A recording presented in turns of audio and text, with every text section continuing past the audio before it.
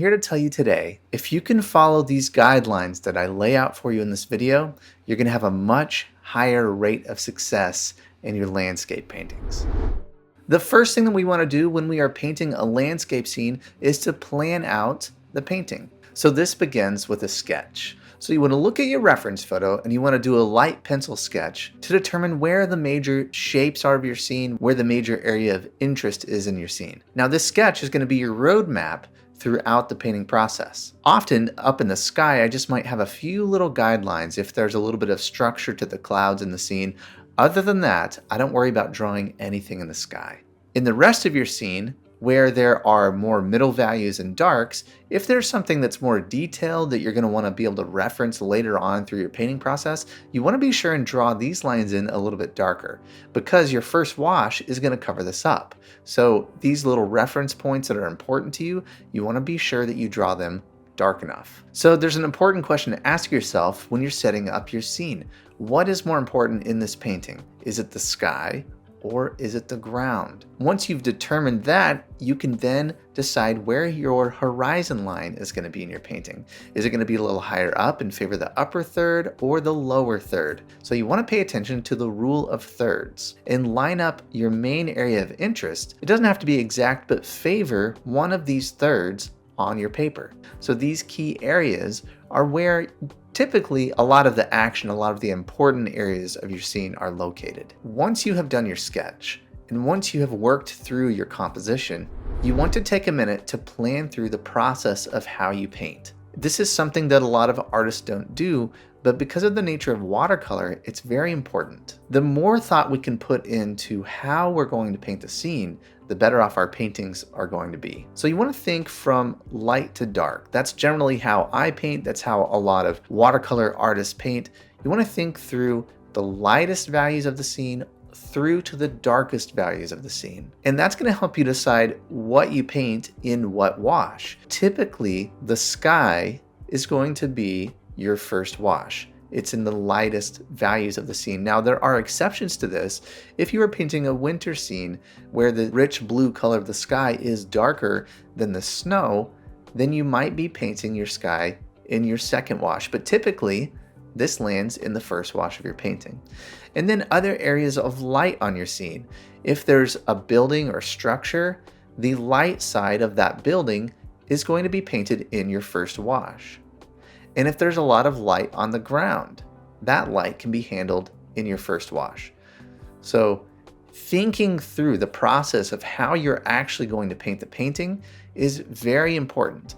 So you might even make a list for yourself. Once you can get this organized and have a good plan on how you're going to paint your painting, you're going to be miles ahead of where you would have been if you would have just jumped into your scene. So now that you have planned your painting, you've thought through the process, let's talk about once the paint starts getting onto the paper, some important strategies for creating depth in your scene. One of our big goals when we paint is to create the feeling of depth on a thin sheet of paper. We have 3 tools to create depth. The first one is edge or texture. The next one is color. And the third one is contrast. Now I'm going to break through each one of these and explain to you how we can use them to our advantage. So when we talk about edge and texture in our painting, we're talking about a soft edge versus a more crisp or hard edge. Texture generally brings an area forward in your painting.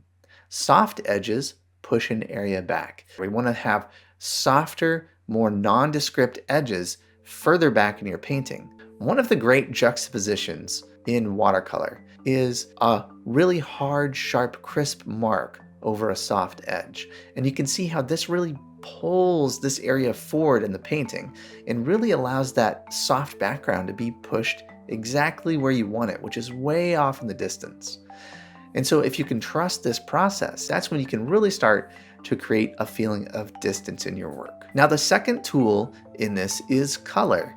So we know that colors that are cooler, more in the blue spectrum, are further back in the painting. Warmer colors typically bring things forward in your scene. In landscapes, we often see a lot of green. So what we want to think about is, what color of green do I want for the background? What color do I want for the middle ground? What shade of green do I want closer up to me that's going to bring that area forward?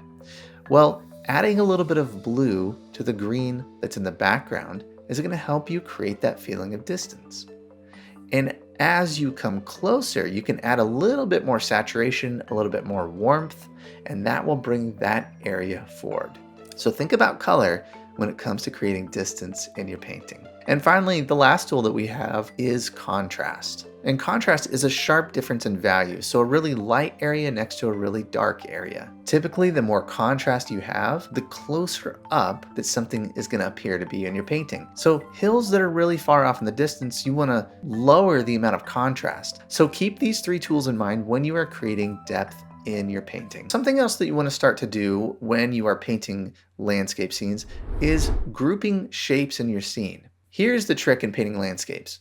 We can look 200 yards away and we know that there are little branches, little sticks, little leaves, very complicated texture really far away from us. And we also know that that same texture exists in the middle ground and in the foreground. But what happens when you decide that you're going to render out that texture all the way from the foreground, the first tree that you see, all the way to the background, the very far away trees that you see? Automatically, we lose our feeling of depth, which we just talked about in the last section, but also our paintings become very overworked. One of the ideas that we want to grasp in landscape painting is to simplify and group those shapes together. If you squint at a landscape scene, you can really see how these trees all become one shape. And here's the interesting thing. We can paint them as one shape. And then you can add a little bit of texture in some key areas of your painting, and automatically that shape reads like a group of trees. So we don't need to paint everything that we know is there. We don't need to see every little bit of detail in the distance or all over the scene. Our painting would just be covered with texture, with hard edges. We need to learn to see those shapes. We need to learn to group and then add enough information that will allow the viewer to know what those shapes are. So if you can put some planning into your landscape scene before you get started, if you can plan out your process, if you can focus on creating depth, if you can pay attention to the large shapes of the scene, you can create wonderful landscape paintings in watercolor. Have you ever been really excited about a painting and you get all set up, you find that right reference that you're excited about, and then it's time to go and you feel lost? You ever had that experience? You just are having a hard time finding consistency. Some of your paintings turn out, some of your paintings don't turn out, and you're not really sure why. Well, I have a free resource that I want to give to you today that can help exactly with these problems.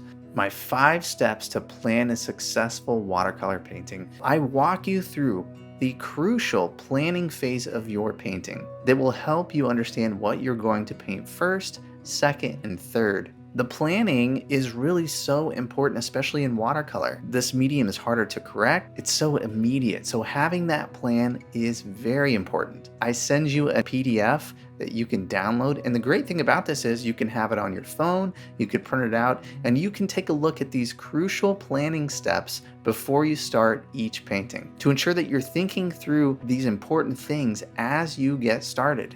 You can download this right now before you start your next painting. All you have to do is follow this link here and download my 5-step guide to planning a successful watercolor painting.